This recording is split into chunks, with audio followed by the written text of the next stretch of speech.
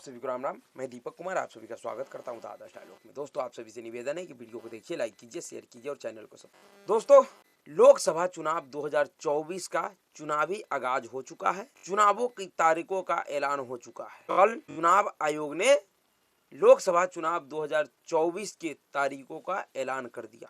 दरअसल जो पिछला लोकसभा चुनाव था 2019 का, उसके मद्देनजर अगर देखा जाए तो इस बार जो लोकसभा चुनाव का तारीखों का ऐलान हुआ है वो 4-5 दिन लेट हुआ है और उसका कई एक सारे कारण था, जिसमें से एक चुनाव आयुक्त अरुण गोयल जी का इस्तीफा देना भी था। लेकिन फाइनली अब चुनावों के तारीखों का ऐलान हो चुका है। इस बार का भी लोकसभा का चुनाव पिछले बार के लोकसभा चुनाव के तरह ही 7 चरणों में होने जा रहा है, जिसकी पहली चरण की शुरुआत 19 अप्रैल से होने जा रहा है, दूसरे चरण 26 अप्रैल को, तीसरा चरण 7 मई को, चौथा चरण 13 मई को, पांचवा चरण 20 मई को, छठा चरण 25 मई को और सातवां और आखिरी चरण 1 जून को होने जा रहा है। जैसा कि चुनाव प्रक्रिया देर से शुरू हुआ है, तो इस बार इसलिए इस बार का जो चुनावी यात्रा है वो थोड़ा लंबा हो गया। जैसे पिछले 2 लोकसभा चुनावों में मई के अंदर अंदर ही सरकारों का शपथ ग्रहण हो जाता था, लेकिन इस बार जून में जाकर शपथ ग्रहण होगा और शायद सरकार का जो कार्यकाल है वह जून में ही पूरा होता है। इसलिए इस बार लास्ट कार्यकाल में ही शपथ ग्रहण का समारोह हो जाएगा। 10 जून तक शपथ ग्रहण हो जाना चाहिए। 4 तारीख को नतीजे आ जाएगा। 4 तारीख को ही पता लग जाएगा कि 2024 चुनाव में कौन अपना सरकार बनाने जा रहा है, किस पार्टी का सरकार बनने जा रहा है। ऐसे 4 तारीखों का जो नतीजों का जो ऐसे इस बार के चुनाव का नतीजों का जो नतीजे घोषित होने का जो तारीख रखा गया है 4, उसका सीधे सीधे संबंध प्रधानमंत्री नरेंद्र मोदी जी के 400 पार वाली, यानी 4 तारीख को 400 पार का आगाज होने है। इस बार 4 तारीख को पता लगेगा कि मोदी जी के इच्छा के अनुरूप 400 पार होता है या नहीं होता है। लेकिन इस बार के लोकसभा चुनाव में सबसे बड़ी बात यह है, इस बार का जो चुनावी तैयारी चुनाव आयोग ने किया है वह बड़ा ही स्पष्ट और मजबूत तैयारी दिख रहा है। जिस तरीके से मुख्य चुनाव आयुक्त राजीव कुमार जी ने प्रेस कॉन्फ्रेंस के दौरान चुनाव से जुड़ी हुई एक एक तैयारियों का जानकारी दिया कि किस तरीके से इस बार के लोकसभा चुनाव वह कराने जा रहे हैं और कितनी मजबूती और निष्पक्षता के तहत उसके लिए उन्होंने क्या क्या तैयारियां किया, जिससे इस बार के चुनाव में किसी प्रकार का कोई गड़बड़ी न हो सके। उनके उन तैयारियों को अगर आप सभी लोगों ने प्रेस कॉन्फ्रेंस में सुने होइएगा तो फिर से एक बार शायद आप लोगों को पूर्व चुनाव आयुक्त TN शेषन जी का याद आ गया होगा।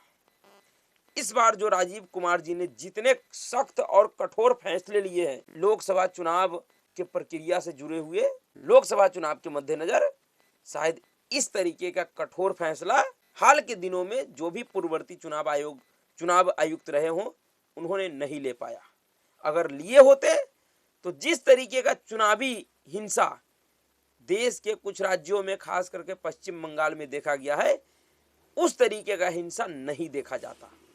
उस हिंसा के ऊपर चुनाव आयोग कोई ना कोई सख्त कार्रवाई जरूर करता। लेकिन शायद उन्हीं सभी हिंसाओं को, उन्हीं सभी परिस्थितियों को देखकर इस बार के चुनाव के लिए चुनाव आयोग कुछ खास तैयारी किया है। जिस तरीके से उन्होंने बताया कि इस बार के चुनाव को निष्पक्ष तौर पे कराने के लिए, शांतिपूर्ण तरीके से कराने के लिए 4M यानी कि 4M पे उनका सख्त निगाह रहेगा। Money, muscle power, miss information और जो राजनीतिक दलों के द्वारा, नेताओं के द्वारा जो एक दूसरे के ऊपर जो भद्दा या किसी तरीके का जो गाली गलौज टाइप का जो हमला बोला जाता है, जो मान सम्मान की बात होता है, इन सभी चीजों के खिलाफ इस बार चुनाव आयोग की सख्त तैयारियां हैं।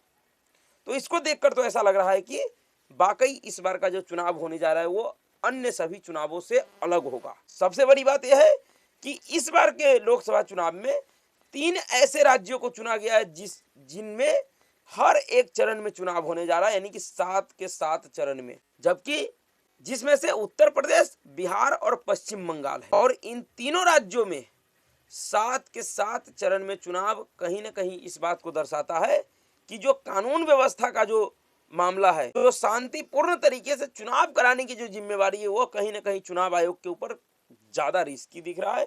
इसलिए उन्होंने 7 चरणों में चुनाव कराने का फैसला लिया है, जिसके खिलाफ कुछ राजनीतिक दल अब इस बात का विरोध भी कर रहा है कि 7 चरण में चुनाव नहीं होना चाहिए था। लेकिन 7 चरण में चुनाव आयोग ने किस लिए करवाने का निर्णय लिया है, यह तो उनके आकलन में कहीं न कहीं ऐसा लगा होगा कि इन राज्यों में चुनाव कराने के लिए जो कानून व्यवस्था का आवश्यकता होता है, वो कम चरणों में चुनाव अगर होगा तो उसमें कहीं न कहीं कोई दिक्कत आएगा। इसलिए ही चुनाव आयोग ने तय किया है कि 7 चरणों में चुनाव कराया जाए। खास करके पश्चिम बंगाल में जिस तरीके का चुनावी हिंसा का दृश्य देखा जाता है, हर एक चुनाव में, ऐसा कोई चुनाव नहीं है जिस चुनाव में पश्चिम बंगाल में हिंसा नहीं होता हो। तो इन सब चीजों को देखकर शायद चुनाव आयोग ने यह फैसला लिया है, जो कि कहीं न कहीं ठीक ही है, इसमें कोई बुराई नहीं। जहां तक सवाल गर्मी का और धूप का है, तो ऐसे भी हर बार का लोकसभा चुनाव गर्मी के मौसम में ही होता है, धूप में ही होता है। इस बार थोड़ा अधिक होगा, क्योंकि अभी से ही जिस तरीके से मौसम में बदलाव आ रहा है कि दिन प्रतिदिन गर्मी बढ़ता जा रहा है, उसको देखते हुए कहा जा सकता है कि इस बार पिछले बार के तुलना में थोड़ी अधिक गर्मी रहेगी। लेकिन क्या करें, चुनाव तो चुनाव है। अब धरती के सबसे बड़े लोकतांत्रिक देश का सबसे बड़ा लोकतंत्र का पर्व है, तो शामिल तो होना ही पड़ेगा। और मेरा निवेदन भी है खास करके युवा वर्ग के साथियों से कि इस बार के चुनाव में बढ़ चढ़कर हिस्सा लीजिए, क्योंकि यह चुनाव देश के भविष्य को तय करने वाला चुनाव होने जा रहा है। यह चुनाव ही तय करेगा कि देश का आने वाला भविष्य कैसा होगा, और क्योंकि देश के भविष्य से ही हम लोगों का भी भविष्य जुड़ा हुआ है, तो अगर देश का भविष्य बेहतर होगा तो उसका मतलब है कि हमारा भविष्य भी बेहतर होगा। इसलिए युवा साथियों से, युवा दोस्तों से, भाइयों से, बहनों से अपील है कि चुनाव में बढ़ चढ़कर हिस्सा लीजिए और अपने मताधिकार का प्रयोग जरूर कीजिए। आज हम अपने चर्चा में बिहार को लेकर चर्चा करेंगे और समझने की कोशिश करेंगे कि बिहार के जिन 40 लोकसभा सीटों के लिए चुनाव आयोग ने 7 चरणों का ऐलान किया है, इन 40 लोकसभा सीटों में कौन कौन से लोकसभा सीटों का किस किस चरणों में चुनाव होने जा रहा है, जिससे आपको भी सहूलियत मिलेगा। आपको भी पता लगेगा कि आपके क्षेत्र का आपका जो लोकसभा क्षेत्र है, उस लोकसभा क्षेत्र का चुनाव किस तारीख में होने जा रहा है और कौन से चरण में होने जा रहा है। तो शुरू सबसे ऊपर से करते हैं, जिसमें सबसे ऊपर जो पहले चरण में आ रहा है। चुनाव आयोग ने भी इसी तरीके का तैयारी किया है कि प्रथम चरण में बिहार के सबसे जो ऊपर का लोकसभा सीट है 40 नंबर से शुरू किया है और धीरे धीरे नीचे की तरफ आया है। तो हम भी उसी तरीके से शुरू करते हैं कि पहला चरण में किस किस क्षेत्र का चुनाव और किस तारीख में पड़ने जा रहा है, किस तारीख में वोटिंग होगा। तो इसमें पहले चरण में बिहार के 4 लोकसभा सीटों पे चुनाव होने जा रहा है, जिसमें जमुई, नवादा, गया और औरंगाबाद, इन चारों लोकसभा सीटों पे 19 अप्रैल को पहले चरण में चुनाव होने जा रहा है। जी हाँ, ध्यान से सुनिए, जमुई, नवादा, गया और औरंगाबाद, इन सभी 4 लोकसभा सीटों का चुनाव 19 अप्रैल को होने जा रहा है, 19 अप्रैल 2024 को। इसके बाद जो दूसरे चरण का जो चुनाव 26 अप्रैल को होने जा रहा है, इसमें बिहार के 5 लोकसभा सीटों का चुनाव होने वाला है, जिसमें से बांका, भागलपुर, पूर्णिया, कटिहार, किशनगंज। जी हाँ, ये सब सीमांचल का क्षेत्र है। इन सभी 5 लोकसभा सीटों का चुनाव दूसरे चरण में, यानी कि 26 अप्रैल को जो दूसरा चरण का वोटिंग शुरुआत होगा, उसमें इन सब सीटों पे चुनाव होगा, इन सब सीटों पे वोटिंग होगा 26 अप्रैल को। तीसरे चरण का जो लोकसभा चुनाव का जो वोटिंग होगा वो 7 मई को होगा और इसमें बिहार के 5 लोकसभा सीटों का चुनाव होगा। 5 लोकसभा सीटों पे वोटिंग होगी, जिसमें से खगड़िया, मधेपुरा, अररिया, सुपौल और झंझारपुर। जी हाँ, इन 5 लोकसभा सीटों पे वोटिंग 7 मई को, यानी कि तीसरे चरण में होगा। चौथे चरण में भी बिहार के 5 लोकसभा सीटों पे वोटिंग होगा, जिसमें मुंगेर, बेगूसराय, समस्तीपुर, उजियारपुर और दरभंगा मिथिला के क्षेत्र है। इन क्षेत्रों पे चुनाव होने जा रहा है। उसके बाद जो 5वां चरण जिसका चुनाव 20 मई को होगा, उसमें भी बिहार के 5 लोकसभा सीटों पे वोटिंग होगा, जिसमें से हाजीपुर, सारण, मुजफ्फरपुर, मधुबनी और सीतामढ़ी। जी हाँ, जो कि मेरा गृह जिला है। लोकसभा सीतामढ़ी लोकसभा चुनाव 20 मई को 5वें चरण में होगा। 5वें चरण में इस सीतामढ़ी के लोकसभा सीटों पे वोट होगा, वोट डाला जाएगा। उसी तरीके से जो छठा चरण है, छठे चरण जो कि 25 मई को है, इसमें बिहार के सबसे अधिक सीटों पे चुनाव होने जा रहा है। इसमें 8 लोकसभा सीटों पे वोटिंग होगा। जी हाँ, छठा चरण जो कि 25 मई को है, 25 मई को बिहार के 8 लोकसभा सीटों पे वोट डाला जाएगा, जिसमें महाराजगंज, सिवान, गोपालगंज, वैशाली, शिवहर, पूर्वी चंपारण, पश्चिमी चंपारण और वाल्मीकि नगर। जी, इन 8 लोकसभा सीटों पे छठे चरण में 25 मई को वोटिंग होगा। उसके बाद जो 7वां और आखिरी चरण है 1 जून को, इस 1 जून में भी आखिरी चरण में भी बिहार के 8 लोकसभा सीटों पे वोटिंग होगा, जिसमें से जहानाबाद, काराकाट, सासाराम, बक्सर, आरा, पाटलिपुत्र, पटना साहिब और नालंदा। बिहार की राजधानी जिसमें 2 लोकसभा सीट है, पाटलिपुत्र और पटना साहिब। इन दोनों सीटों पे भी 7वें और आखिरी चरण यानी कि 1 जून को वोटिंग होगा, जिसमें 8 लोकसभा सीट का चुनाव होगा, वोटिंग होगा। इस तरीके से पूरे बिहार का ये चुनावी शेड्यूल है।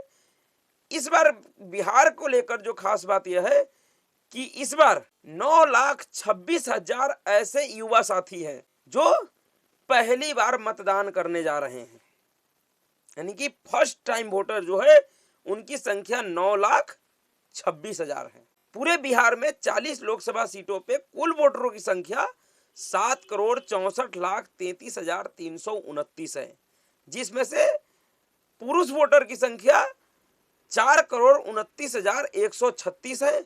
वहीं महिला वोटरों की संख्या 3,64,01,903 है। इसी में जो थर्ड जेंडर है, जी हाँ, जिनको हम ट्रांसजेंडर कहते हैं,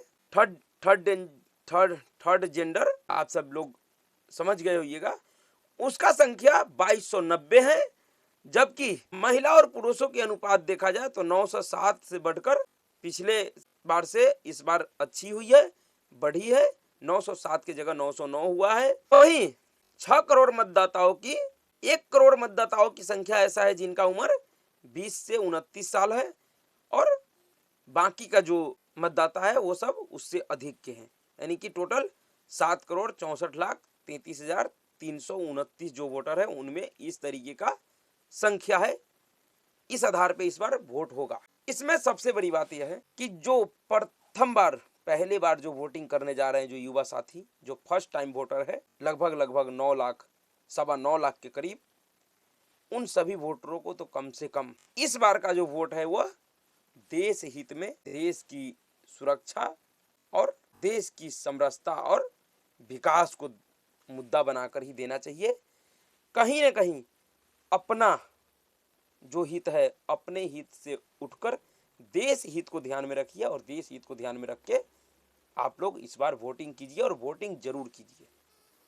वोटिंग करना हम सभी का अधिकार है, और हम युवा ही देश के साथ साथ अपने बिहार को भी बदल सकते हैं, और अपने वोट के दम से बदल सकते हैं। लोकतंत्र में हम जैसे आम लोगों के पास, आम नागरिकों के पास यही सबसे बड़ा हथियार होता है, अपने और अपने प्रदेश और अपने देश के तकदीर को बदलने के लिए। इस बार का चुनाव में जाति, धर्म, हर एक चीज से ऊपर उठकर सिर्फ देश हित को देखिए। देश कैसे आगे विकास करेगा, देश का भविष्य कैसे उज्जवल होगा, उसको ध्यान में रखकर इस बार वोटिंग कीजिए, जिससे हमारा प्रदेश और हमारा देश मजबूत हो। यही अनुरोध है आप सभी से। बाकी चुनाव को लेकर आपका क्या विचार है? आप इस बार के चुनाव में आपका क्या मुद्दा रहने वाला है? किस मुद्दे के आधार पे आप वोट देने जाइएगा? अपना अनुभव या अपना जो विचार हो वो ज़रूर साझा कीजिएगा। इससे आगे हम लोगों को सहूलियत होगा अपने विचार को व्यक्त करने में। तो अभी के लिए इतना ही। अगर आपको वीडियो अच्छा लगा तो वीडियो को लाइक कीजिएगा, शेयर कीजिएगा और चैनल को सब्सक्राइब कीजिएगा। नमस्कार।